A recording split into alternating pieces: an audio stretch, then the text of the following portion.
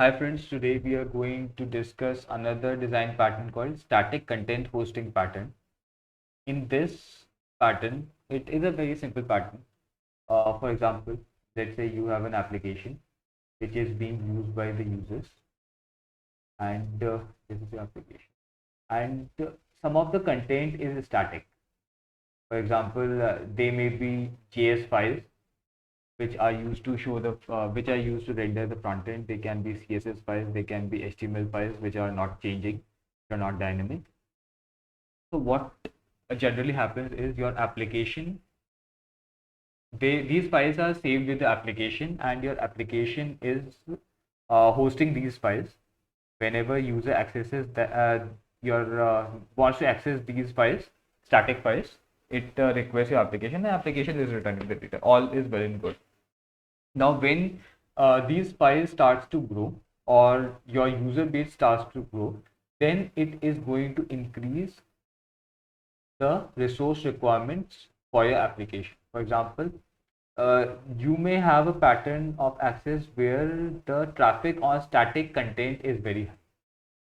Then you may need to scale your compute resources to serve more and more static files.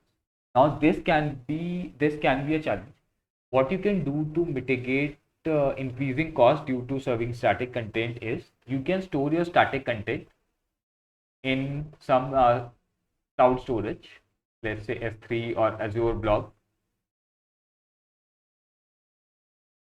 and your users can basically take the static content from S3 or storage, external storage, and your application can serve the dynamic content.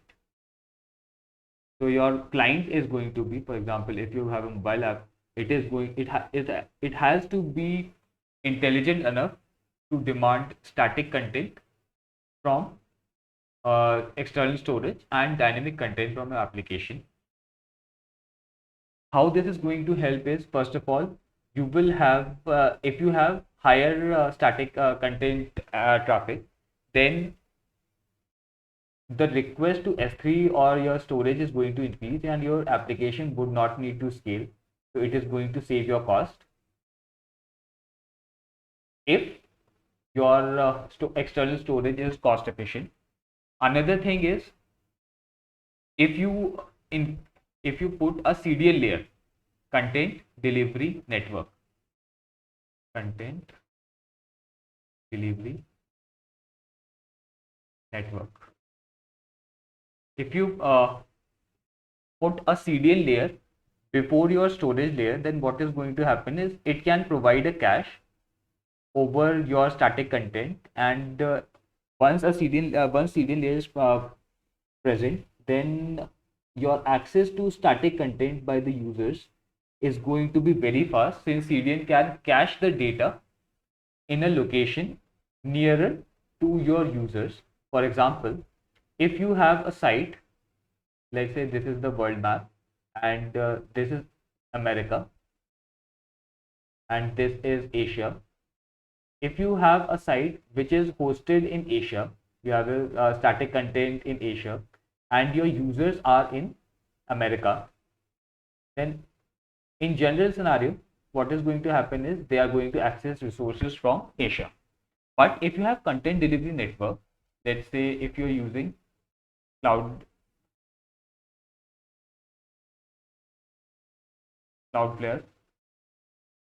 content delivery network, then what you can do is you can point your users to use Cloudflare. Your app client is going to point to Cloudflare, and Cloudflare is going to cache the content in both America and Asia. It is going to cache it. So if the users from America are accessing it, they are going to access it. They are going to be provide the data, cache data from the nearer servers, from the nearest servers, and similarly, Asian users are going to be given data from servers which are nearer to them. This is how having a content delivery network in front of your database, not database, but static files, is going to help you. This thing is called geocaching. Geocaching, where content delivery network or your global storage provider is caching the data nearer to your users and is providing the data from their nearest service. So this is called geocaching, and hosting static content in global storage provides an advantage of geocaching. In this pattern, users are basically directly from their client. Users from their client are directly accessing the static content from external file storage. Let's say file storage like S3 or Azure Blob, and your application is running independently. Then in this scenario, you have to ensure that there are appropriate permissions on the file which you want to serve to the users. If you want public access, then you should allow public access to those files. And if you don't want anonymous users to be allowed for public access, then you should use some authentication mechanisms like token based authentication.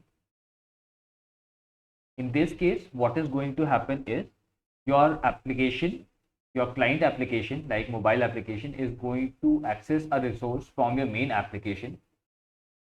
Then this application is not going to serve the content. It is not going to serve the content, but it is going to give a signed URL.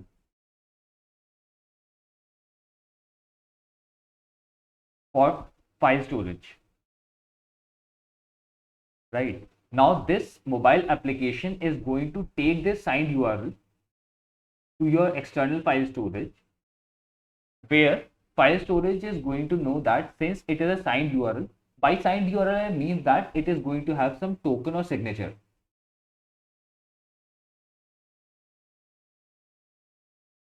Which specifies that this request is allowed to access a particular file.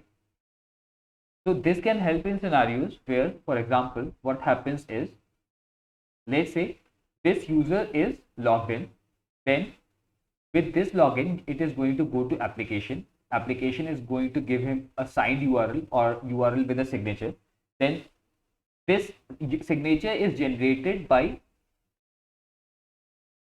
talking to the file storage. Your application may have some credentials for this file storage, and using those credentials, it is generating the signed URL, which means that it is allowing this signed URL or the signature in this URL to access a particular resource from the external file storage. So what happens is when it accesses the storage with a particular token or signature, file storage knows that this user is authorized to access that resource, and file storage returns that static resource. Why is your application not directly returning the data? Why it is doing two-way communication? It can also do things like it can basically fetch the data from here and return the data here. But the drawback in this blue line scenario is, if this is a big file, or if your file transfers are large, for example, then your application is going to choke. You don't want to bring the file transfer storage overhead to your application. That's why you are generating a signed URL, which is giving temporary access to the user to directly access that data from external storage. And this signed URL can be short-lived, for example, valid for, let's say, 5 minutes.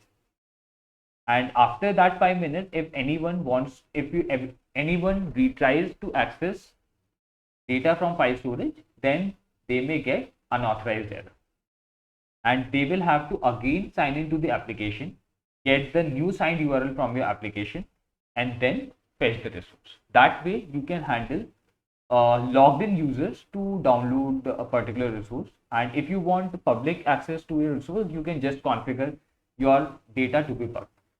Another thing that you have to ensure is, if you are using public cloud or public file storage, is your users should not have unintended write access to your files, write access to your storage. They should only be allowed to read appropriate files, they should not be able to write the content to your file storage. That is something that you should always keep in mind. You can use static file storage pattern in scenarios in which you may have your servers somewhere else. For example, you may have on-premises servers. You have your own servers and you want to serve static content to your users. So rather than providing them from your on-premises servers and increasing resource utilization on them, you can serve static content from external file storage, and your application based logic or dynamic logic can be served from your on-premise application. And if you want to use authentication, then you can use authentication like two-way authentication that we have just discussed. This is going to reduce your compute utilizations on your servers, and in turn it is going to save your cost, because file storage is a cheaper operation. Computation is a costly operation. In summary, few advantages of static file hosting is, if you had to geolocate your servers in Asia, America, USA, Asia, America, Europe, Canada, then you would have to use a lot of resources in terms of cost, in terms of server. But file storage providers have their servers or file storages in multiple locations, and they can basically auto replicate your static data across multiple regions so that it can be accessed by the users in those applications. This increases your application response time. This increases the user experience of your user experience, and overhead to host your servers in different regions. This pattern may not be useful if, for example, before serving your data from your cloud file storage provider, you have to do some computation or some changes in that data. In those cases, this may not be the right choice. In that case, you have to get your data from your application, which accesses data from your file storage provider and then returns data to you. Also, this may not be useful where you have very small amount of static content. In those cases, having an extra storage layer may not be the right choice. You can store that data with your application and serve that data to your users. That is going to reduce complexity of itself. So simplicity is the best pattern that you can follow. I hope you enjoyed the video. Please let me know your views and comments. Thank you and have a nice day.